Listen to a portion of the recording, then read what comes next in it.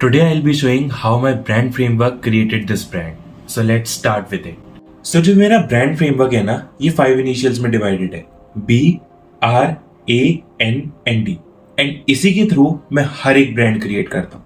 तो मैं तुम्हें दिखाता हूँ मैंने ये एलाटो ब्रांड जो कि एक आइसक्रीम पार्लर है, ये मैंने कैसे क्रिएट किया. सबसे पहले पे हम आते हैं बी लेटर, जो कि स्टैंड करता है ब्रीफ एंड इंक्वायरी कॉल पे.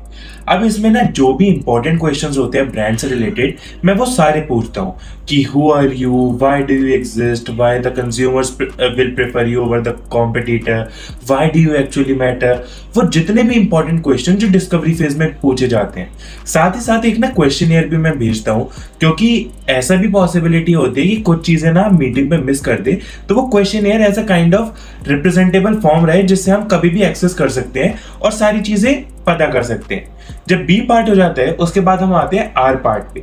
आर पार्ट होता है रिसर्च. इसमें रिसर्च करते हैं हम कॉम्पिटिटर के बारे में, उनके फ्लॉज क्या है, उनके एडवांटेजेस क्या हैं, हम कैसे डिफरेंशिएट कर सकते हैं. तो ये आर पार्ट हमारा एक विजुअल डायरेक्शन सेटअप करने में मदद करता है कि इस ब्रांड को हमें एस्टेब्लिश कैसे करना है और कौन सी विजुअल डायरेक्शन लेनी है. जब आर पार्ट हो जाता है तब हमारा पार्ट आता है असेंबल. इसमें हम 2 to 3 strong logo concept create करते हैं जो ब्रांड के लिए बेस्ट होते हैं. इसमें हम सिंपल वर्ड्स में बोलूं तो एक स्केचिंग फेज होता है. इसमें स्केचिंग, आइडिएशन, कॉन्सेप्ट बिल्डिंग, वो सारी चीजें. जब ए पार्ट खत्म हो जाता है हम आते हैं एन पार्ट पे.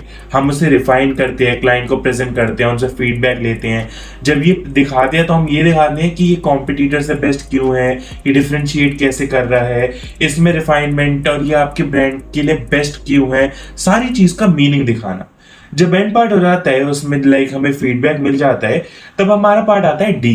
पूरी एक detail set of brand guidelines बनाना, एक पूरा एक डायरेक्शन, स्ट्रेटेजी, कैसे पोजीशन करना है, कौन सी टारगेट ऑडियंस टारगेट करनी है, पूरी क्लियर स्ट्रेटेजी इस डी पार्ट में आती है, जिसमें हम डिलीवर करते हैं पूरी ब्रांड गाइडलाइंस जो कि एक ब्रांड के लिए एसेंशियल होती है.